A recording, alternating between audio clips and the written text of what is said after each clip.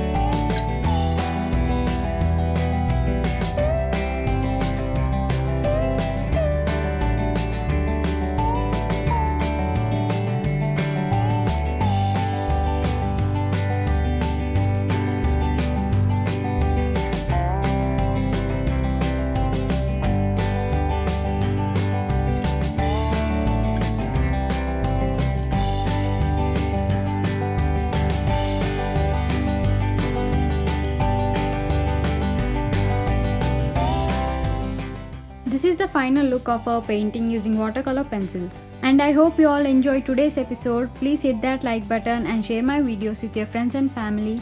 And also subscribe to my channel Absolutely Creative for more interesting videos.